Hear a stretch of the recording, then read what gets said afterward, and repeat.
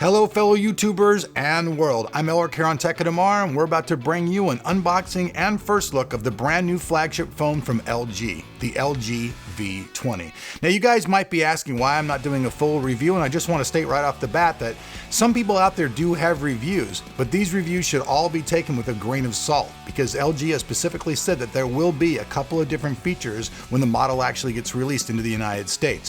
One of the main things I believe is they're going to be changing the battery out and doing a couple different inside technical things. So actually any full review that you see out there isn't technically accurate, and that's why we're not going to bring you the full review today. We're just going to bring you the unboxing, first look, and then when we get the actual phone that's going to be the working model, then we'll do the full review and show you the scores. So obviously we got the box right here, nice little LG box, all white all around. We'll pop that out. Now LG is pretty much pushing this phone, saying that it's pretty much for storytellers. They want the phone to be designed for people who are out taking pictures, making movies, basically doing anything that's media and interactive. You know, like nowadays everybody's twerking, everybody's doing stuff on the internet. So this phone is completely designed to do that. Not only is it just your phone for answering your phone, there's supposed to be high quality audio. This thing actually has a DAC, and yes, there is a headphone jack in the V20, so don't have to worry about that whatsoever. Now, okay, so now that I've taken the box out of the sleeve, let's take a closer look.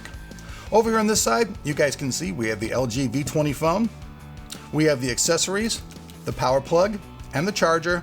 And then finally, we have the battery right here. Now, the phone itself is something of a mixed blend of things because it has a lot of features that are really nice and then a couple of things that just aren't so nice. So let's first off do something that we normally don't do. Let's actually talk about the size of the phone. Now the LG V20, it's sized in at 159.7 by 78.1 by 7.6 millimeters. So you know it's going to be pretty thin, and it's also pretty large. The screen on front is actually quite amazing. It's a 5.7-inch IPS screen that features a resolution of 2560 by 1440 and 513 pixels per inch. There's also a secondary IPS quantum display that's kind of like the S7, and this is 160 by 1040, but still has 513 pixels per inch. Now, some things that you cannot see since they're obviously inside of the phone is the Snapdragon 820 processor. This phone also comes with 4 gigabytes of RAM and 64 gigabytes of internal storage right off the bat, and you also have an SD slot, so you can do up to 2 terabytes of external storage via that. So a lot of options as far as the storage goes.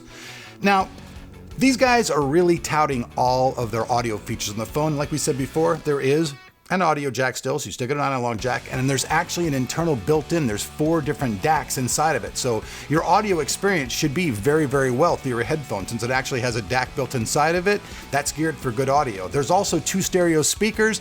Now, from what I've seen so far and heard the speakers from other people's reviews and stuff, the speakers don't sound like they're the most outrageous things in the world. And for something that's totally geared and saying that they're geared towards audio and doing stuff like that, I would have thought the speakers might have been a little bit better. Now, they also have a smart microphone inside of this phone as well, so the LG V20 should be able to go out and record all of your things like concerts and stuff, and since it does have that smart mic, even high-end signals like high volumes and stuff like that shouldn't distort out in the phone. You should be able to record all that type of stuff. So making your own home videos, that type of stuff, should all be very, very well. Now there's also 2 cameras on the phone. The LG V20 actually contains 2 wide-angle lenses, one for the front and one for the rear. The wide-angle capabilities of the front and rear cameras capture photos with an inclusive background, meaning users get more in the frame and leave nothing out. The 5-megapixel front camera has a 120-degree lens that expands the selfie experience to take bigger pictures with even more friends. Now the 5-megapixel front camera, we all know that's not going to be a great camera. It's made for selfies and stuff like that. The 16-megapixel rear camera, however, has a lot of different features that people are going to like, and we'll be doing a separate review comparing different phones and their different camera features. You know, like the iPhone 7, I told you guys I was very interested in those features on the i7, the Plus. On this phone as well, I want to check out all the camera features and bring you guys actually videos comparing the camera features. Some of the new features are auto shot. The auto shot function on the front camera produces perfect selfies with its face detection feature. This triggers the shot when the subject is ready and smiling. LG touts that the new V20 has the fastest and most stable autofocus that you can get, and it does it in any environment, which means that pretty much all you need to do is point at the image and click. And if it does that, that's going to be a very nice feature of the LG V20. Steady Record 2.0 is the latest version by LG for image stabilization. And here you guys can see that even though Jesus had the camera in his hand walking, he was still able to film me and Buddy the dog without any problems whatsoever, and this is a great way to show you the image stabilization. Powered by the ESS Sabri ES9218 engine, the quad DAC in the V20 delivers clear sound by minimizing distortion and ambient noise by up to 50%. And like I said previously, the audio recorder inside of the V20 is based off smart technology. What that means is if it's at low volume, it's going to increase the way that it records, and if it's too loud, it's going to pad it, making sure that you get a clear and even signal all the time on your phone. Also, another audio feature that's currently only available though on the Korean models is LG has partnered up with B&O Play, and this helps bring the most natural and balanced sound to your phone via their technology. The LG V20 is made of a couple of different new materials. It's made out of an aircraft type aluminum, which they use in planes, bicycles, and that type of stuff. And it's also made with another polymer to make the entire finish of the phone complete.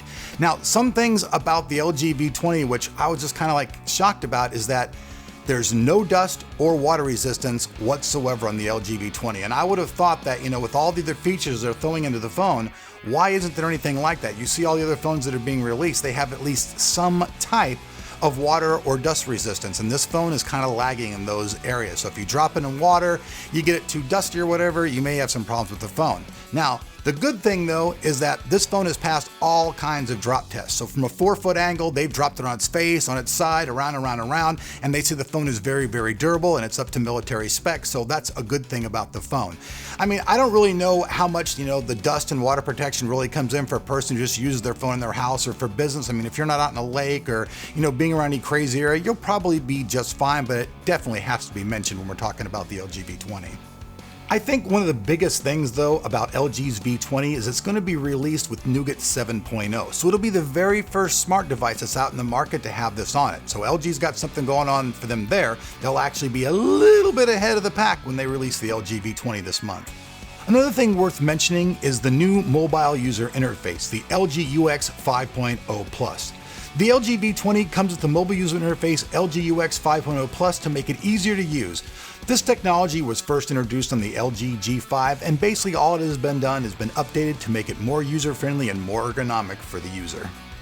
Another thing of note is that the LG V20 is the very first smart device to feature Google's in-apps. Now what in-apps is it searches through everything on your phone to find the information that you need much quicker and much easier. The controls on the LG V20 are also very simple. There's a single button on the back. On the left-hand side, we have 2 control buttons. And on the right-hand side, we have something very unique. With this button, you're able to push it and then take off the back of your phone case so that you can install the battery. This is actually pretty nifty and very easy to use. Taking the back off the LG V20, you guys can see there's room for the battery, room for the SIM card, and room for the SD.